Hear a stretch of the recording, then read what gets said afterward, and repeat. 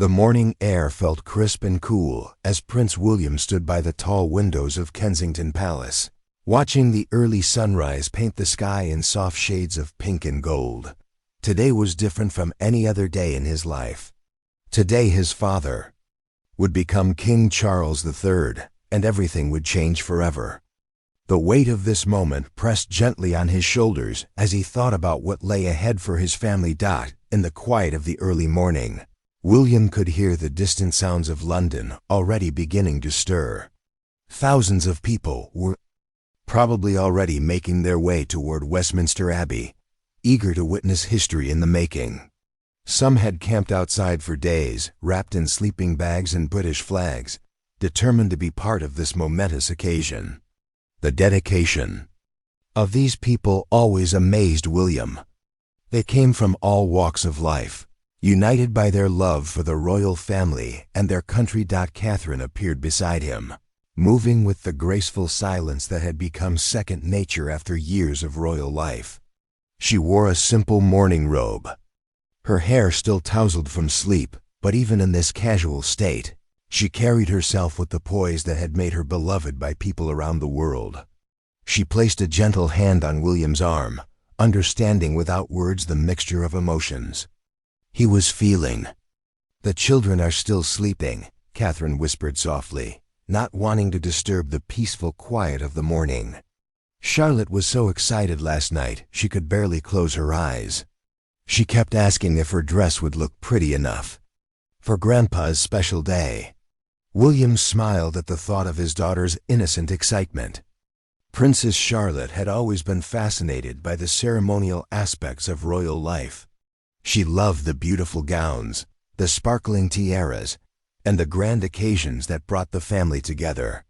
At 9 years old, she was beginning to understand that these events meant more than just pretty clothes and fancy parties. They represented centuries of tradition and the solemn duty that came with being born into the royal family. "And George?" William asked, though he already knew his eldest son had been carrying the weight of understanding far beyond his 11 years. "He's been studying the order of service," Catherine replied with a mixture of pride and concern in her voice. "I found him reading about past coronations until very late. He wants to make sure he does everything perfectly." This response was so typical of Prince George that William felt his heart swell with both love and worry. His son had inherited the sense of duty that ran deep in the Windsor bloodline, but William sometimes wished George could simply be a normal boy without the constant awareness of his future responsibilities. The burden of being second in line to the throne was something William understood all too well from his own childhood. The palace around them was already alive with activity, despite the early hour. Staff members moved quietly through the corridors, making final preparations for the day ahead. The ceremonial uniforms had been pressed to perfection, every metal and decoration polished until they gleamed. The tiaras and jewelry that would be worn by the female members of the family had been carefully inspected and secured. Nothing could be left to chance on such an important day. William thought about his father, who was probably awake in his own rooms at Clarence House, preparing for the most significant day of his life. Charles had waited longer than any heir in British history to become king. At 74 years old, he was finally about to fulfill the destiny he had been preparing for since childhood. William wondered what thoughts were going through his father's mind in these quiet moments before the ceremony began. The relationship between William and his father had grown stronger over the years, especially after the death of Queen Elizabeth II. They had learned to work together as a team, understanding that the future of the monarchy depended on their ability to present a united front. Charles had begun sharing more of the ceremonial duties with William, gradually preparing him for the day when he too would wear the crown.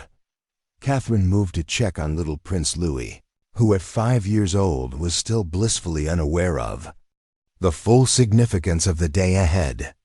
Louis knew it was Grandpa's special day and that everyone would be dressed in their finest clothes, but the deeper meaning of the coronation was still beyond his young understanding. In many ways, William envied his youngest son's innocence.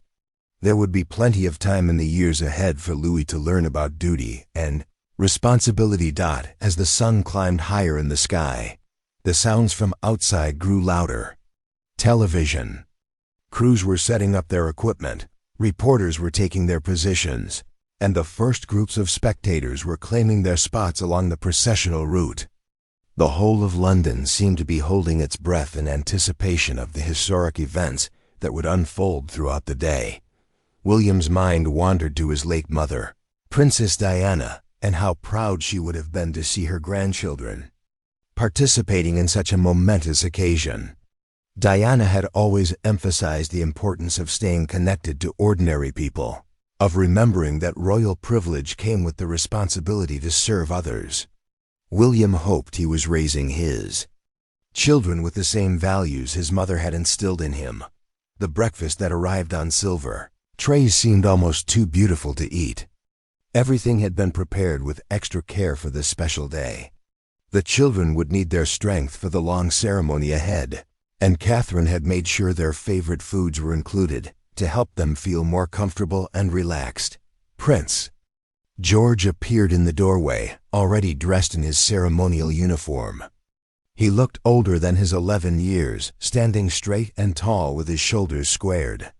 The uniform fit him perfectly, and William was struck by how much his son resembled him at the same age during important royal events. "Good morning, Papa," George said formally, as he had been taught to address his father during official occasions. "Good morning, Mama. Are you ready for Grandpa's coronation?" The question was asked with such seriousness that both William and Catherine had to suppress smiles. Their son was clearly taking his role very seriously, determined to represent the family with dignity and honor. This maturity was both admirable and somewhat heartbreaking, as it reminded them of the unique pressures their children faced simply by being born into the royal family. Princess Charlotte appeared next, practically bouncing with excitement despite the early hour. Her hair had been carefully arranged in elegant curls, and she wore a beautiful dress that had been specially designed for the occasion. The soft blue fabric complemented her eyes perfectly, and the subtle sparkle of tiny crystals sewn into the bodice caught the morning light beautifully. "Do I look like a real princess?" Charlotte asked, spinning around to show off her outfit. The question brought genuine smiles to her parents' faces, reminding them that beneath all the protocol and ceremony, their children were still just young people trying to understand their place in an extraordinary world.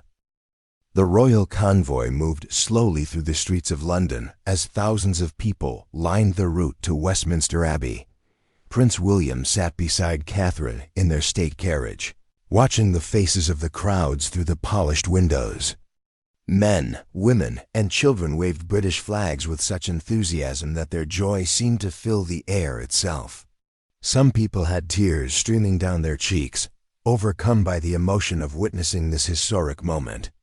Others held up homemade signs with messages of love and support for the royal family.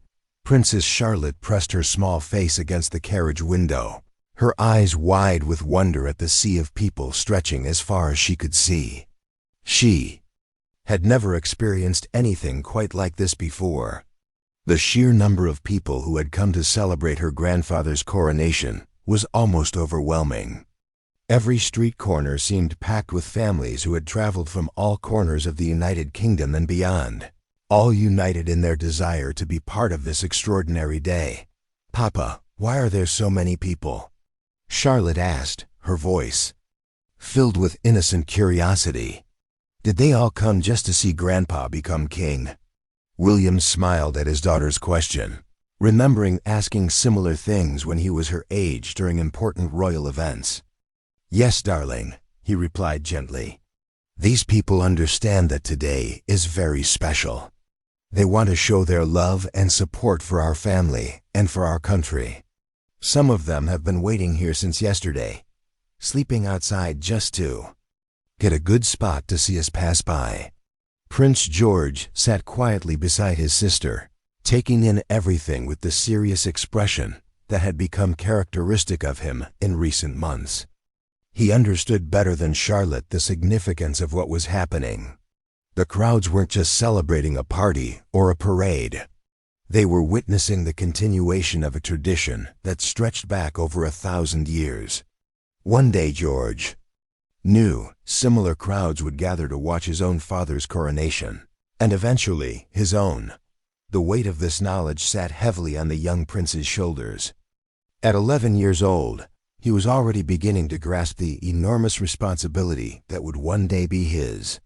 Unlike his friends at school, who could dream of becoming doctors or teachers or athletes, George's future was already decided. He would be King of England, and everything he did from now until that day would be preparation for that role. Catherine noticed her son's thoughtful expression and reached over to squeeze his hand gently. She understood the burden he was carrying, even at such a young age. Both she and William had worked hard to give their children as normal a childhood as possible, but days like today reminded them all that their lives would never be truly ordinary. Little Prince Louis bounced excitedly in his seat, waving enthusiastically at everyone he could see through the windows. At 5 years old, he was simply enjoying the adventure of riding in a fancy carriage while thousands of people cheered and waved at him. The deeper meaning of the day was still beyond his understanding, and his parents were grateful for his innocent joy. His laughter and excitement helped lighten the serious mood that had settled over the rest of the family. As their carriage approached Westminster Abbey, the crowd noise grew even louder. The ancient building stood majestically against the morning sky, its Gothic towers reaching toward the heavens like stone prayers. Flags from every Commonwealth nation fluttered in the breeze, creating a colorful display that spoke of the global reach of the British monarchy. This was where kings and queens had been crowned for nearly 1,000 years, where William's own parents had been married, and where history would be made once again today. The carriage came to a gentle stop at the Abbey's entrance, and William felt his heartbeat quicken. Through the open doors of the sacred building, he could see hundreds of distinguished guests already seated in their designated places. World leaders, heads of state, members of parliament, and representatives from every walk of British life had gathered to witness this momentous occasion. The responsibility of representing his family and his country in front of such an audience felt enormous. Catherine stepped gracefully from the carriage first, her elegant gown flowing behind her like liquid silk.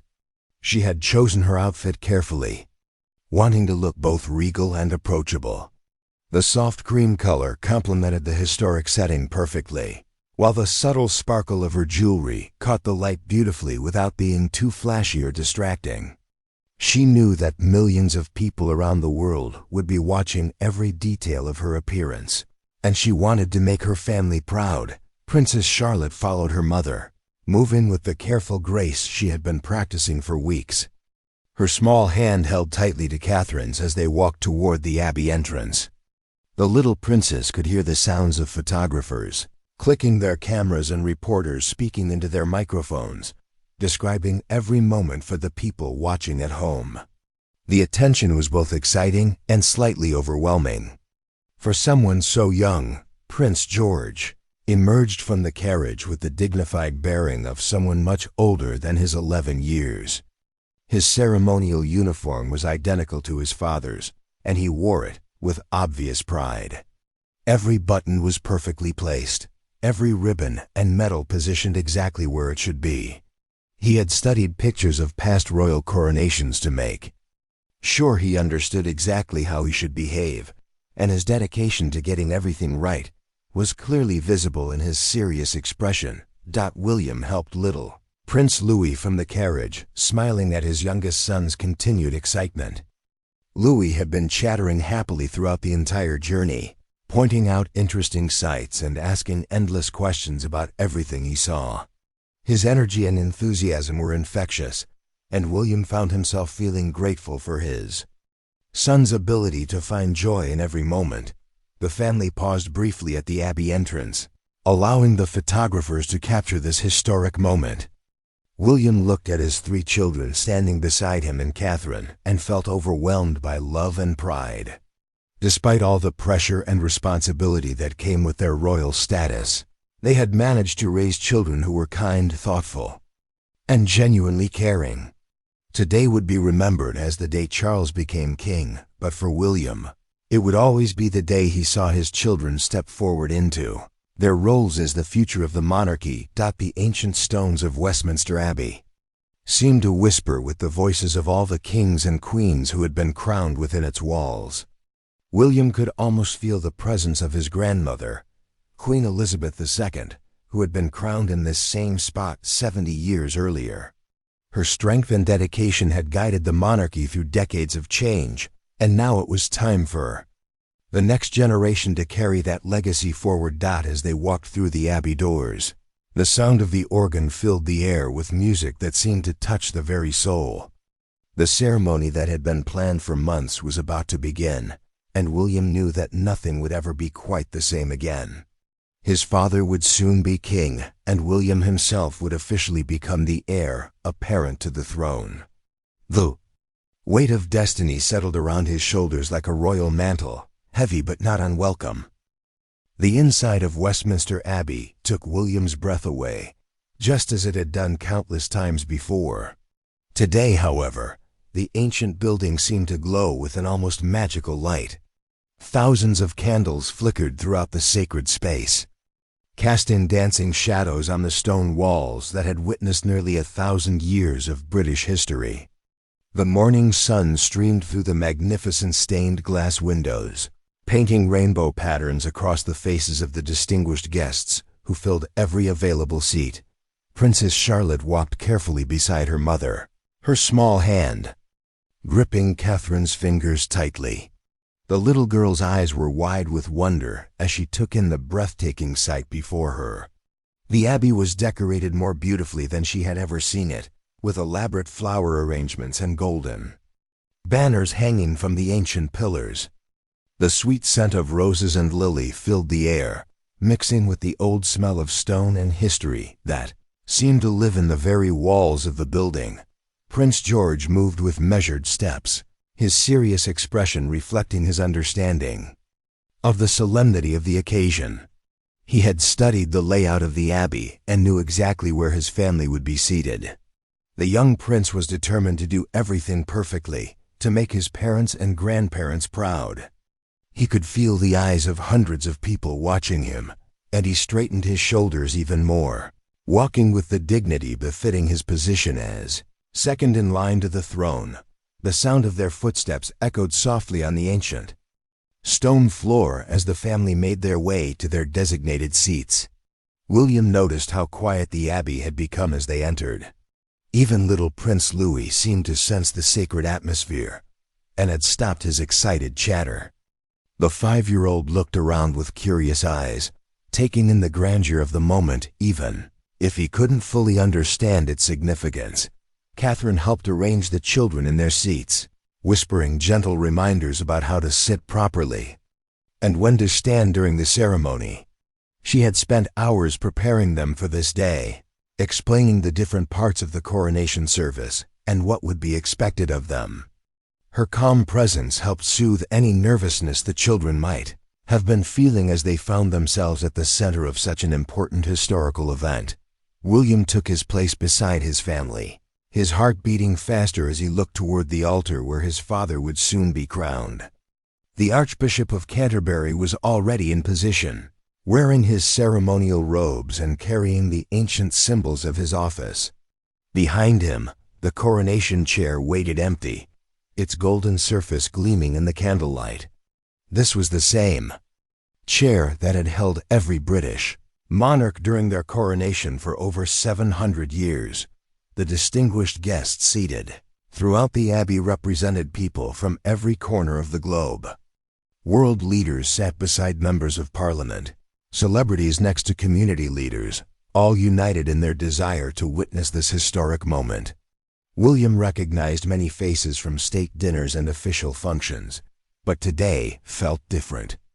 Today, these weren't just political allies or social acquaintances. They were witnesses to the continuation of a tradition that connected the present to centuries of British history. Princess Charlotte leaned closer to her mother and whispered, "Mama, when will Grandpa arrive? I want to see him in his special clothes." Her innocent question brought a gentle smile to Catherine's face. The little girl's excitement was pure and joyful, untainted by the weight of protocol and responsibility that the adults around her carried. "Very soon, darling," Catherine whispered back. "And yes, Grandpa will look very handsome in his coronation robes. You'll see the most beautiful crown placed on his head, and then he'll officially be our king." The organ music began to swell, filling the abbey with sounds that seemed to come from heaven itself. The choir, dressed in their finest robes, began to sing ancient hymns that had been used in coronation ceremonies for centuries. Their voices blended together in perfect harmony, creating music that touched the hearts of everyone present. Even Prince Louis stopped fidgeting and listened with rapt attention to the beautiful sounds echoing through the sacred space. Prince George sat perfectly still, his hands folded in his lap exactly as he had been taught. He could see television, cameras positioned throughout the abbey, recording every moment for the millions of people watching around the world. The young prince understood that his behavior today would be remembered forever, and he was determined to represent his family with honor and dignity.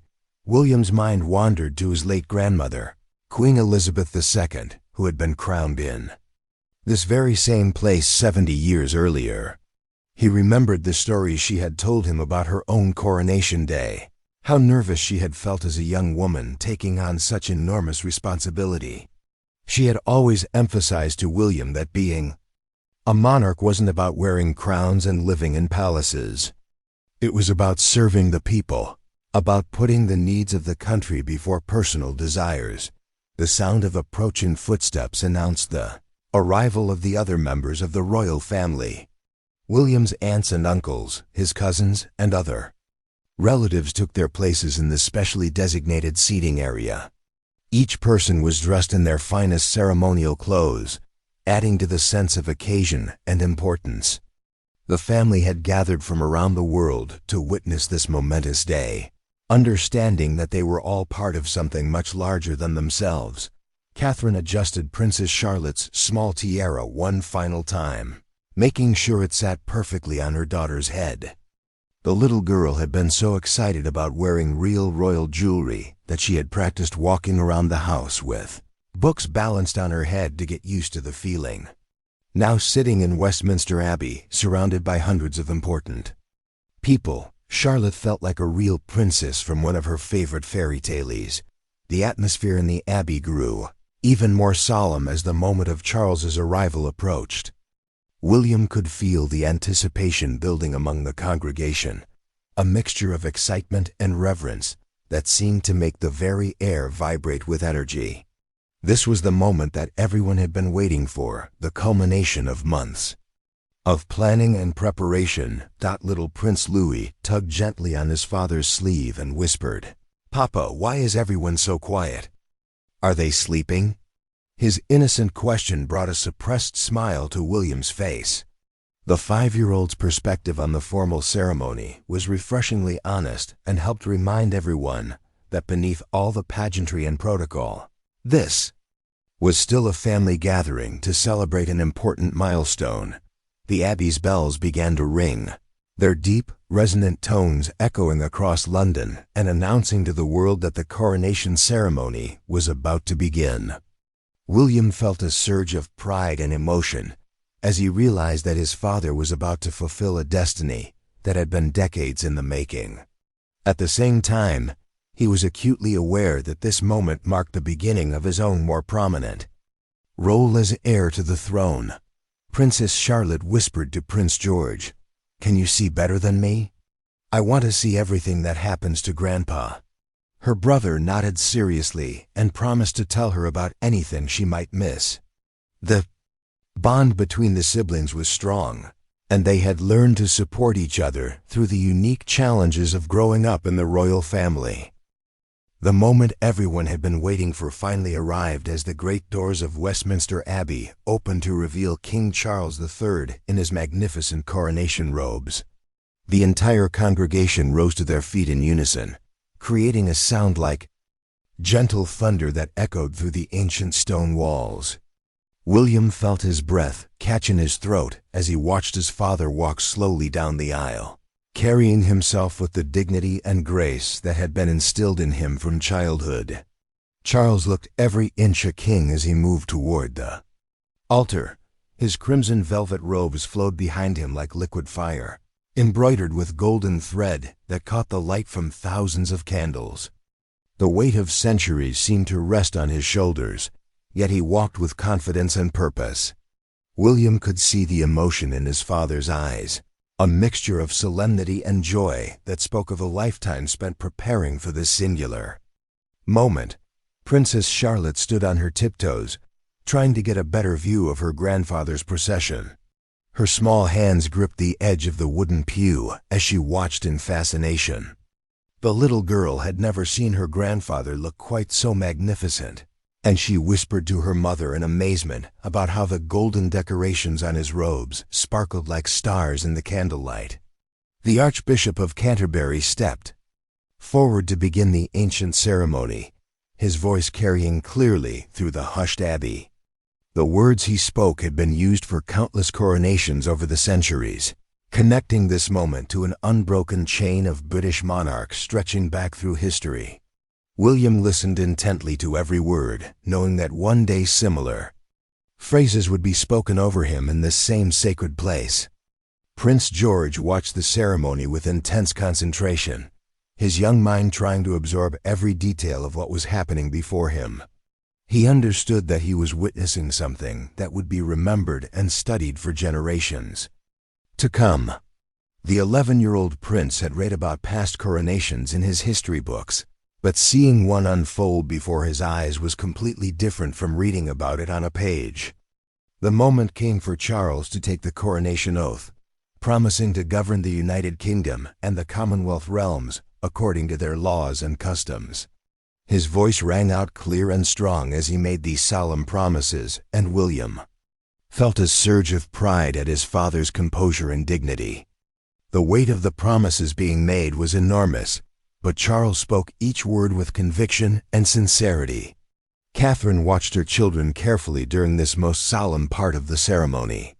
Princess Charlotte was completely absorbed in the spectacle, her eyes following every movement of the Archbishop and the King. Prince George maintained his serious expression, clearly understanding the gravity of what was happening. Little Prince Louis had grown remarkably still, seeming to sense that something very important was taking place, even if he couldn't fully comprehend what it was. The anointing with holy oil was perhaps the most sacred moment of the entire ceremony. William watched as his father was anointed on his hands, breast, and head with oil that had been specially blessed for this purpose. This part of the coronation was considered so sacred that it was hidden from the television cameras by a golden canopy, making it a private moment between the king and God. The symbolism was powerful and moving, representing the divine blessing upon the new monarch's reign. Then came the moment that would be remembered forever. The Archbishop lifted St. Edward's crown high above Charles's head, and the entire abbey fell into absolute silence. This crown, made of solid gold and encrusted with precious stones, had been used to crown British monarchs for over 300 years. William held his breath as he watched the ancient symbol of kingship being placed upon his father's head. Princess Charlotte gasped softly as the crown settled into place, her young eyes wide with wonder at the sight of her grandfather being transformed before her very eyes from a prince into a king. The little girl had seen pictures of the crown in books, but witnessing it being placed on someone she loved made the moment feel magical and almost unreal. The congregation erupted in the traditional cry of "God Save the King" as the coronation was completed. The sound filled the abbey like a great wave, carrying with it the hopes and prayers of millions of people around the world. William joined his voice to the chorus, feeling overwhelmed by the emotion of the moment.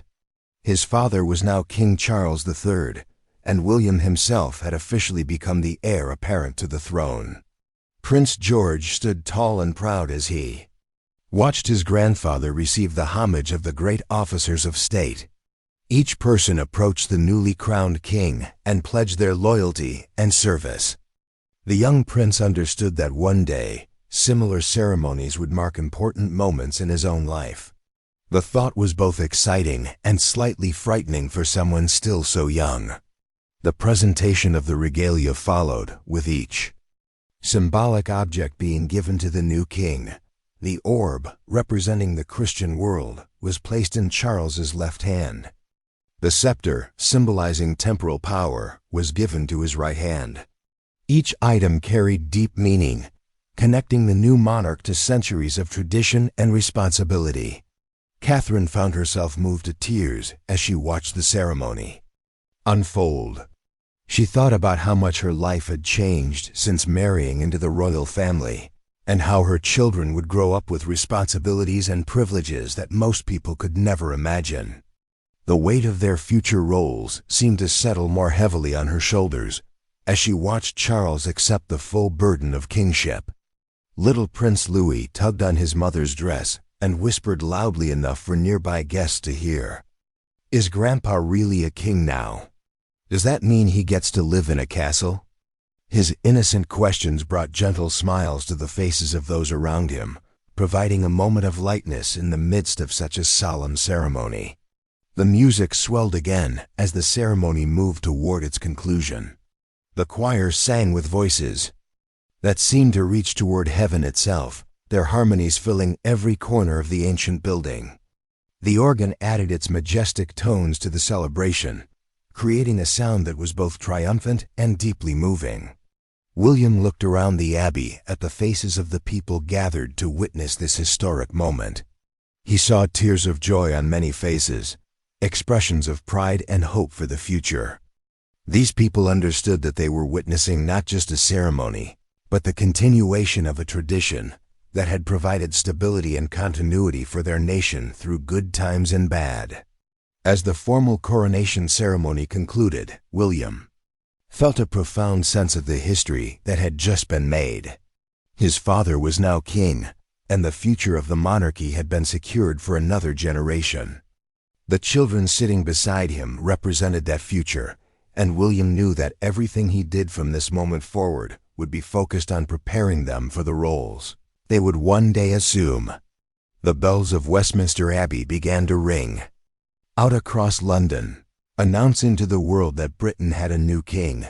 The sound carried far beyond the ancient walls of the cathedral, reaching the ears of millions of people who had been watching and waiting for this moment. History had been made, and nothing would ever be quite the same again. The grand procession from Westminster Abbey back to Buckingham Palace was unlike anything London had ever seen before. King Charles III, now wearing the lighter imperial state crown, sat in the magnificent gold state coach alongside Queen Camilla, waving to the hundreds of thousands of people who lined the streets. The ancient coach, pulled by 8 magnificent gray horses, moved slowly through the heart of London as confetti and flower petals rained down from the windows of surrounding buildings. Prince William and his family followed in their own state carriage, and the children pressed their faces against the windows in amazement at the incredible sight before them. The streets were packed with people as far as the eye could see, creating a sea of red, white, and blue that stretched from one end of the procession route to the other.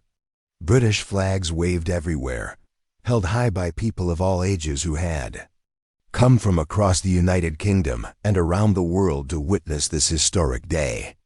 Princess Charlotte could hardly contain her excitement as she watched the celebration unfolding around them. People were singing, cheering, and calling out messages of love and support for the royal family. Some held homemade banners with pictures of King Charles, while others had dressed in elaborate costumes inspired by British history. The little princes had never seen so many happy faces in one place, and their joy was absolutely infectious. "Papa, look at all these people," Charlotte exclaimed, pointing out the window at a group of children who were waving frantically at their carriage. "They're all here because they love our family. That makes me feel so proud and happy inside." Prince George sat quietly beside his sister, but his eyes were bright with wonder as he took in the magnificent spectacle.